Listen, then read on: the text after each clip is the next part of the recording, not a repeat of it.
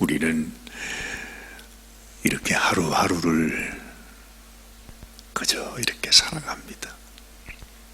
말로는 인생이 참 짧다. 아유, 이러다가 진짜 우리가 주님 앞에 서게 되는 날이 곧 다가오겠구나, 그런 생각도 하지요.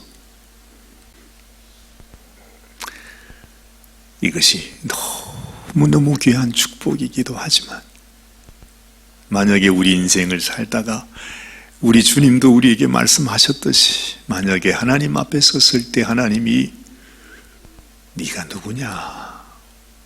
나는 너를 도무지 모르겠다. 만약에 그때에 주님께서 그렇게 우리에게 말씀을 하시면 얼마나 안타깝겠습니까? 근데 사실은요,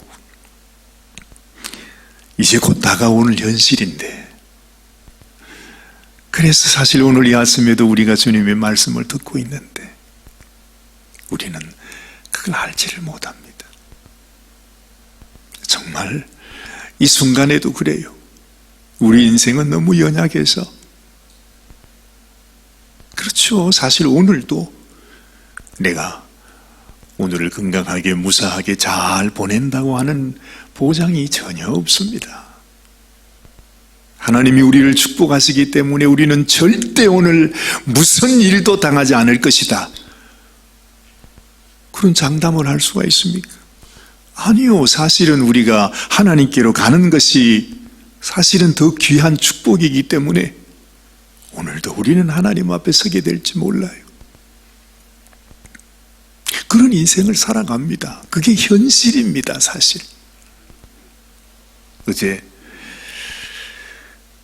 우리 남장로님으로부터 소식을 들었습니다. 배지데이 때문에 나오시려고 하는데 집에서 나오자마자 집 앞에서, 그 동네에서 세상에 도대체 무슨 일이 있었는지 그냥 그 동네에서 차를 몰고 오는데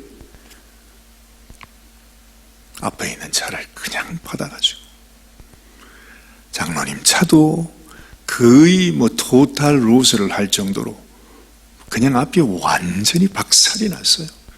그 차를 박힌 차도 진짜 박살이 났어요. 어떻게 그렇게 차가 부서지는지 몰라. 세상에. 그 차가 그게 전부 불량품 가짜 차인지. 그런데 그 좋은 차들이 말이죠, 그렇게 부서질 정도. 세상에 그런 일이 일어날 줄 누가 알았습니까? 누가 알았어요? 작년입니까? 언제입니까? 그때는 또 우리 남양님 권사님께서 고속도로를 타고 내려오다가 또 어디서 그냥 가로수를 박아가지고 그 차를 그냥 완전히 버렸잖아요. 우리 권사님이 살아나신 것만 해도 정말로 기적이라. 그것도 그 연약하신 분이 살짝 받치기만 해도 정말 인생이 끝날 수도 있는데, 그렇게 사고가, 차가 박살이 날 정도로 그렇게 사고가 났는데 우리 권사님은 그래도 멀쩡하게 살아나오셨잖아요. 야, 그걸 보면 정말 우리가 오늘도 이렇게 건강하게 살아있다고 하는 것이 얼마나 큰 은혜요, 축복인지 몰라요. 사실은 하나님께서 그렇게 말씀하시잖아요. 우리를 그냥 아주 하루가 천년같이, 천년이 하루같이 하나님이 그렇게 기다리신대요. 어찌하든지 우리가 하나님을 깨닫고 하나님 앞에 회개하면서 정말 하나님이 받아주실 수 있는 그런 심령으로 하나님께 나올 수 있도록, 하나님의 소원은 그것밖에 없잖아요. 오직 그거, 내 한 영혼을 정말 하나님이 구원하고 살리시기 원해서 당신은 당신의 생명, 당신의 외아들의 그 생명을 바치면서 우리를 구원하셨다 하는 거잖아요. 그게 팩트입니다. 이게 현실입니다. 그래서 여러분, 내가 내 생명을 고이 간수해서 정말로 하나님이 원하시는 그 모습으로 하나님께 나아가는 게 얼마나 소중한지 몰라요. 내가 내 것이 아니라는 것입니다. 내 인생이 나의 것이 아니라는 것입니다. 이미 내 인생은 하나님 앞에 하나님의 피를 주고 사신 바 됐다고 그랬어요. 그렇기 때문에 내 인생을 내가 함부로 할 수 없는 겁니다. 그래서 이 세상에서 가장 악한 죄가 뭐냐? 하나님의 것을 내 것으로 생각하고 내 인생을 내가 끊어버리는 거. 자살하는 거, 그죠? 그게 뭐가 그렇게 큰 죄가 될까? 자살한 사람은 얼마나 불쌍해. 오히려 하나님이 아이고 안 됐다 아이고 너는 여기 오느라 그래 그러면서 천국의 안방에 모셔주실 것 같은데, 자기 생명을 자기 스스로 끊는 자들은 그야말로 아주 하나님의 가장 큰 저주를 받는다고 합니다. 왜 그렇습니까? 하나님이 우리를 살리기 위해서 말이죠, 당신의 생명을 바쳤는데, 세상에 나를 위해 하나님의 생명이 지금 버려졌는데 말이죠. 근데 나를 함부로 해요. 내 생명을 내가 끊어요. 용서받지 못할 죄가 된다. 그래서 그런 것입니다. 여러분, 우리는 생각해야 합니다. 항상 약한 마귀란 놈은요, 자꾸 잊어버리게 하잖아요. 하나님이 나에게 뭘 원하는지, 나를 향한 하나님의 뜻이 뭔지, 오늘도 하나님께서 우리를 향하여 주시는 이 말씀을 기억하지 못하게 하고 순종하지 못하게 하고 그 말씀을 따라 살지 못하도록 지금도 사실은 이 마귀란 놈이 가난하게 역사하고 있어요. 그렇죠? 정말 이 사기꾼들이 어떻게 하든지 사기를 쳐가지고서 그래가지고서 그냥 우리의 가진 것들을 다 빼앗아 가려고 그렇게 애를 쓴다 하지 않습니까? 요즘 뭐 보이스피싱인가 뭐 그런 얘기들을 많이 하잖아요. 지금도 그런 일이 많이 있을 것입니다. 조금만 마음에 긴장을 늦추게 되면 어디서 전화 와가지고서 하여튼 뭐 누가 뭐 할머니가 뭐 전화해서 얘야 내가 지금 병원에서 죽는다 빨리 돈 보내라, 뭐 그런 전화도 있다 그러고, 그러면 할머니 정말 있는 사람은 진짜인 줄 알고 말이죠, 저한테도 가끔 그거 와요. 오면서 내가 지금 어디 어려움을 당하고 있는데 빨리 돈을 좀 보내주면 좋겠습니다. 내 친구 이름으로 말이지. 어디서 내 친구의 그걸 알았는지 나한테 내 친구의 이름으로 이메일이 와가지고서 빨리 지금 돈을 좀 보내달라고. 정말 그냥 자칫하면요, 어이구 이 친구가 지금 이런 어려움을 당했구나 그래가지고 보낼 뻔 하다가 이게 맞나 싶어서 확인해서 이게 사기라는 것을, 저도 그런 경험이 몇 번 있었습니다. 세상이 무섭습니다. 영적인 세상도 마찬가지입니다. 여러분, 우리가 정신 차리지 않으면 이렇게 늘 평생을 하나님을 섬긴다 하고 우리가 하나님을 이렇게 예배 와서 정말 하면서도 내 영혼을 마귀에게 도적질을 당한다 이 말이죠. 예수님께서 그래서 그 마귀란 놈은 사기꾼이고 도적질하는 자고 너를 죽이는 자고 너를 영원히 멸망하게 하는 자가 바로 그 마귀다, 네가 똑바로 알아야 된다. 주님이 친히 말씀하잖아요. 근데 우리는 그것을 농담처럼 들어요. 전혀 깨닫지를 그렇게 산단 말입니다. 하루하루. 오늘도 우리는 또 그렇게 살 것입니다. 만약에 정말 내일이 주님 오시는 날이다, 내일 주일이 내 생명이 이제는 하나님 앞에 서는 날이다, 정말 그걸 믿는다면 우리는 그냥 이렇게 살지 않을 것입니다. 참 마음에 안타까움이 있습니다. 저희 교회에서는 매일 우리가 이렇게 기도 시간마다 기도 음악이 나오잖아요. 이 음악이 무슨 음악인가 하면 이것이 유대인들이 이스라엘에서 그분들이 기도할 때, 그분들이 하나님 앞에 찬양할 때 쓰는 그 기도 음악입니다. 왜 이 음악을 트는가? 그 이스라엘 백성들이 수천 년 동안 그들의 그 삶 속에, 영혼 속에 담겨져 있는 그 하나님을 섬기는 하나님의 백성들의 삶 속에 담겨져 있는 그 뭔가 느낌이 있잖아요. 그래서 이 히브리 음악을 들으면 뭔가 이게 달라요. 특별히 뭐 다른 음악보다는 우리 한국 사람들에게는 이 한국 사람들의 한이 있다고 하는데 그게 이스라엘 사람들하고 좀 비슷하다고 하지 않습니까? 그래서 이 음악을 들으면요, 이 음악 속에서 뭔가 그냥 느껴지는 게 있어요. 여러분, 오늘 이 말씀을 우리가 읽으면서 뭔가 여러분의 마음속에 다가오는 것이 있어야 합니다. 뭐가 다가오십니까? 지금은 야곱이라고 하지 않고 이스라엘이라고 불리는 이 이스라엘의 삶, 그 삶을 우리가 돌아보게 되는 거죠. 어찌 보면 이 세상에 그 이스라엘처럼 기구한 인생이 없다 하는 생각도 듭니다. 그러나 실제는 그 이스라엘의 삶처럼 하나님의 놀라운 축복된 삶이 없었습니다. 이 두 가지가 동시에 가는 것입니다. 세상 사람들이 볼 때는 세상에 팔자도 그런 팔자가 없구나, 도대체 전생에 무슨 죄를 지었길래 아니 인생이 어떻게 이러냐, 꼭 그 얘기가 나올 만해요. 그게 이스라엘의 인생이에요. 근데 사실은 성경이 우리에게 보여주는 것은 그 이스라엘, 그런 삶을 산 이스라엘인데 그 삶이 하나님 앞에 축복받은 인생이었다 하는 것을 동시에 우리에게 보여주는 것입니다. 그래서 이 히브리 음악을 들으면요, 뭔가 그게 있어요. 이스라엘처럼 하나님께 복을 받은 민족이 어디 있습니까? 그렇죠? 이스라엘은 정말 하나님 앞에 선택을 받은 백성입니다.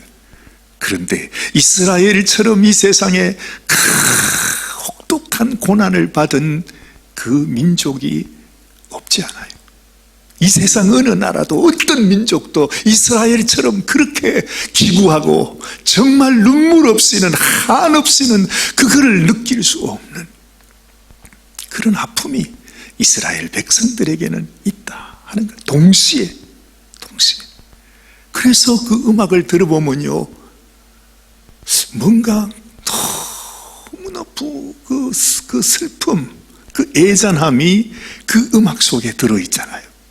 그러면서 그 음악을 통해서 또한 하나님 앞에, 내가 하나님 앞에 선택받은, 복을 받은 정말로 하나님 앞에 유일한 당신의 백성입니다 하는 그 고백이 또한 그 속에 같이 들어있는 것입니다.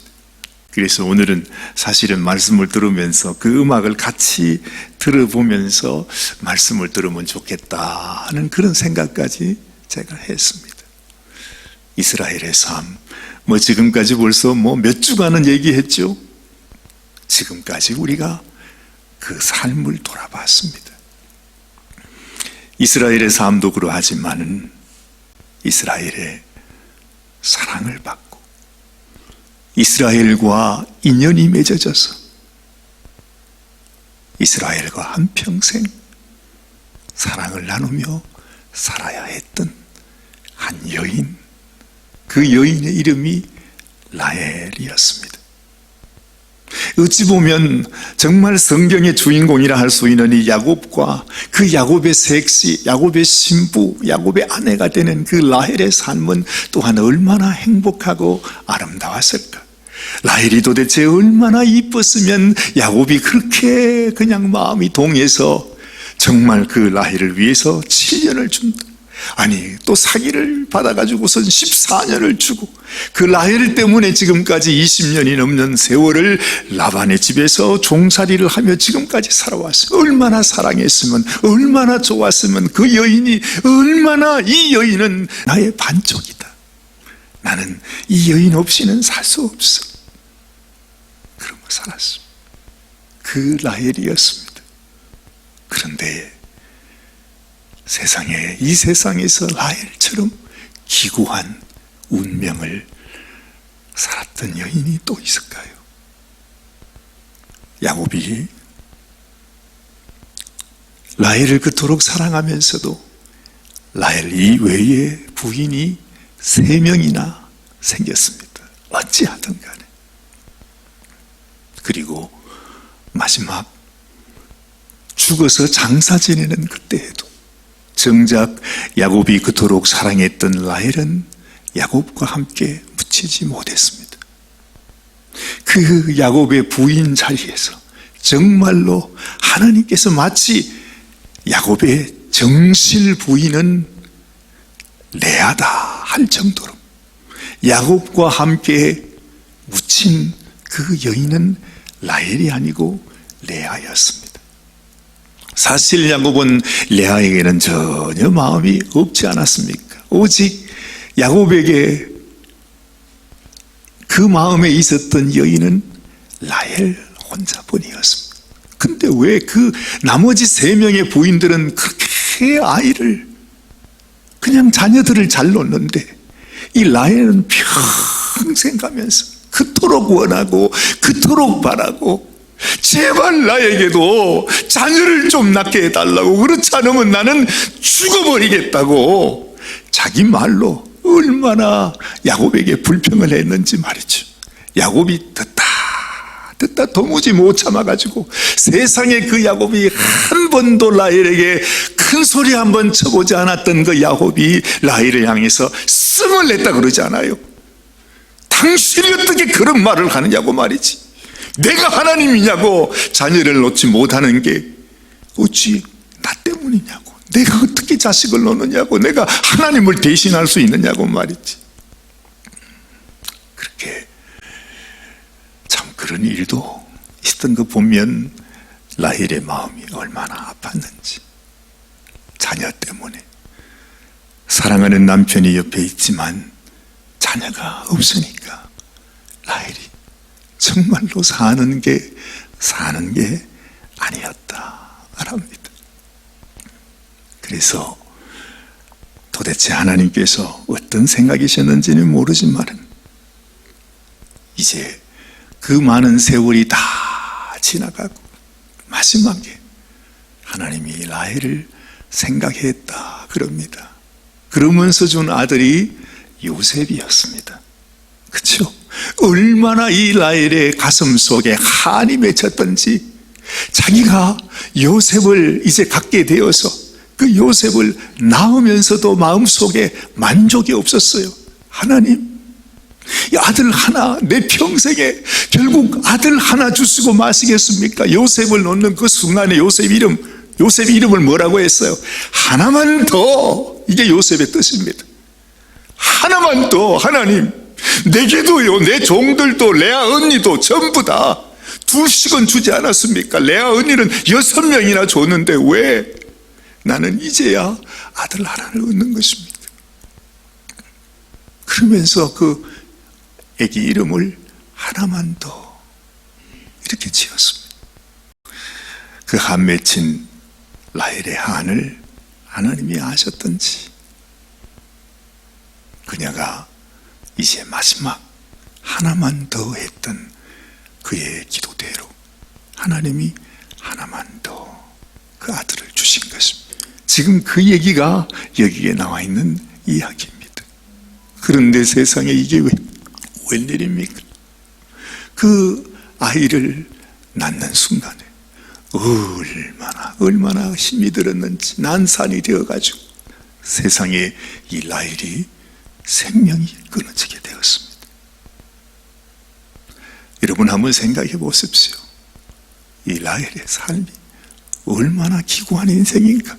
자기가 자기를 생각해도 남들은 다 그렇게 쉽게 아이를 가지고 지금도 저렇게 다 잘 살고 있는데 왜 나는 그렇게 힘들게 얻은 아들, 이제는 마지막 정말로 예전에는 아들 안 낳아주면 내가 죽겠다고 때를 써서 그것도 수많은 세월이 흐른 뒤에 겨우 요셉을 얻었는데 그 요셉을 얻으면서 하나만 더요 하고 땡깡을 부렸더니 하나님이 마지막으로 또 아들을 주시는데 그 아들을 주시면서 그래 네가 죽는다고 했으니 네가 오너라. 하나님이 그 영혼을 불러가신 것입니다. 그래서 여러분, 우리가 말 함부로 해서 안 됩니다.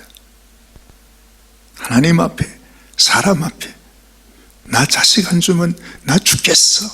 그 말 했다가 정말 자식 하나 받는 대신에 자기 생명이 끝난 것입니다. 내가 말한 그대로 이루어지는 것입니다. 라헬이 그렇게 똑똑했다 하지 않습니까? 그렇게 이뻤다고 하지 않습니까? 모든 사람들에게 정말 아주 다시 보게 되는 그런 아주 너무 아름다운 여인이었다고 했는데, 그렇게 미인이 또 복이 없다고 하는 그런 옛날 말도 있죠.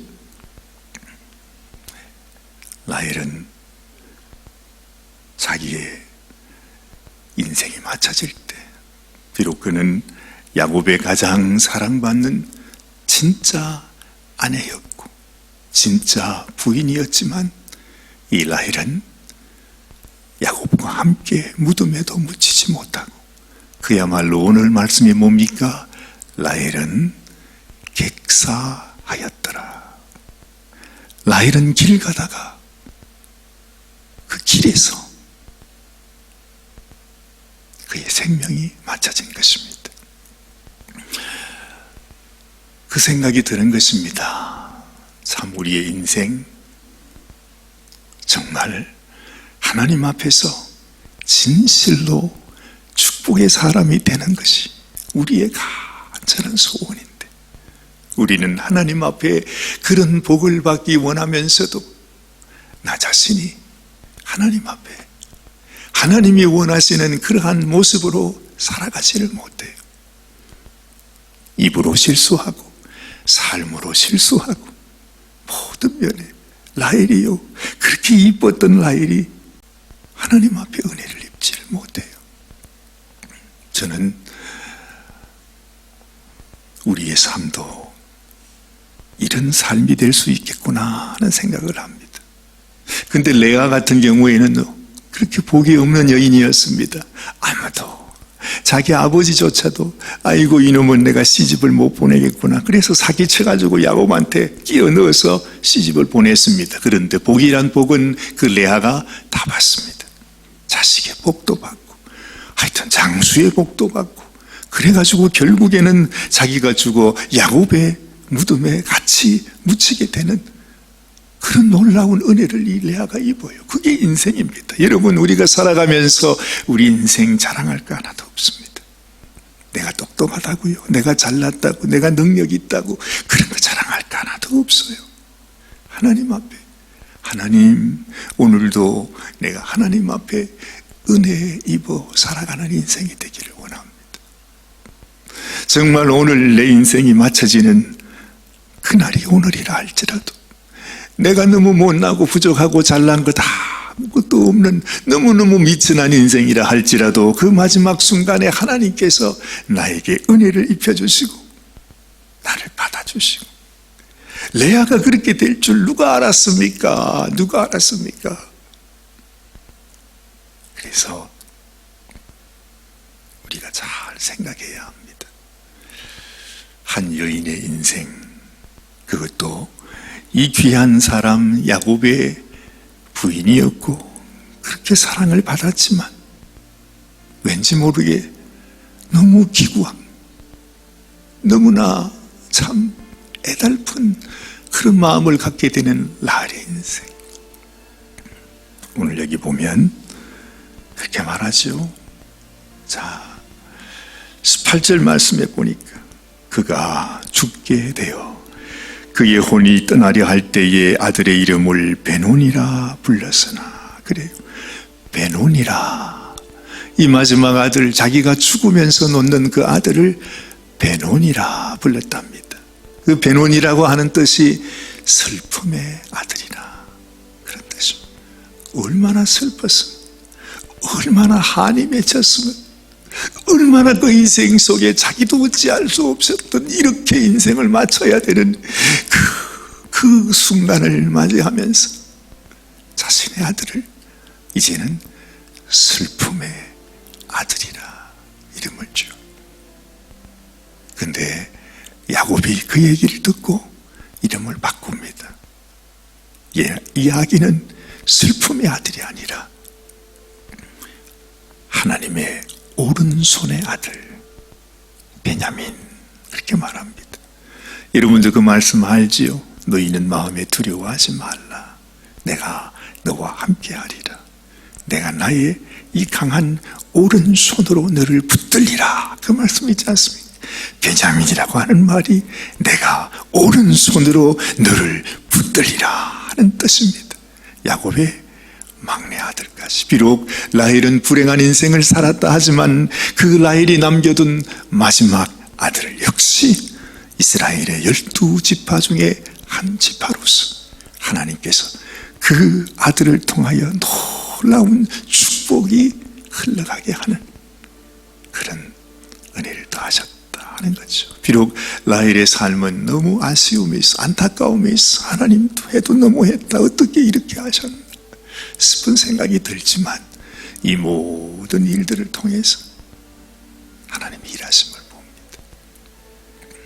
그때 정말 말할 수 없는 정말 슬픔과 고통과 아픔과 도대체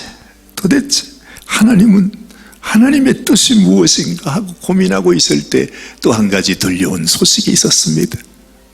자기의 장자 큰아들 장남 르우벤이 세상에 자기의 셋째 부인이죠, 비라와 함께 동침을 했다. 이건 말이 필요가 없습니다. 인생은 그렇습니다. 그렇게 귀한 장남, 야곱의 장남입니다. 이스라엘 지파의 가장 우두머리가 될 수 있는 그 장남입니다. 그런데 그가 아버지 부인과 동침을 했다. 야곱이 그 얘기를 듣습니다. 인생은 그런 겁니다. 누구도 의지할 리 없습니다. 누구도 소망할 리 없습니다. 장남이라고요? 잘났다고요? 얼굴이 이쁘다고요? 아무것도 아닙니다. 오직 내가 붙잡아야 하는 것, 내 인생 살아가며 내 인생 맞춰지는 그 순간까지 내가 붙잡아야 하는 것은 나를 위하여 생명 주신 그 하나님, 나를 축복하신다 약속하신 하나님의 그 약속밖에는 우리가 믿고 의지할 것이 아무것도 없다라고 하는 사실, 다시 한번 우리 마음속에 기억하게 되시기를 주님의 이름으로 축원합니다. 기도하십시다. 하나님 아버지, 인생은 슬픈 것입니다. 인생은 참으로 기구한 것입니다. 인생은 전쟁과 같고 인생은 눈물이며 정말로 인생길은 고해와 같다 했습니다. 그러나 인생은 축복입니다. 하나님의 은혜를 입는 인생보다 더 귀한 복이 없습니다. 우리가 부서지고 깨어지고 무너지고 우리가 처절히 완전히 부서져 버릴 때, 그때에도 하나님의 약속은 살아계시고 그때에도 하나님은 우리를 통하여 하나님의 복을 이루어 가시는 하나님이십니다. 오늘 이 아침에도 우리 마음속에 하나님, 나는 무엇을 바라고 있는가? 무엇을 의지하고 있는가? 무엇을 붙들고 있는가? 나는 진실로 하나님의 약속 위에, 하나님의 말씀 위에, 진실로 하나님께서 나에게 명령하신 그 말씀 가운데 순종하며 살아가고 있는지를 다시 한번 확인하고 우리 주님 앞에서 주님이 기억하시고 인정하시고 주님이 사랑하시는 당신의 백성이 되게 하여 주시옵소서. 우리 주님 예수님의 귀하신 이름 의지하여 간절히 기도드리옵나이다. 아멘.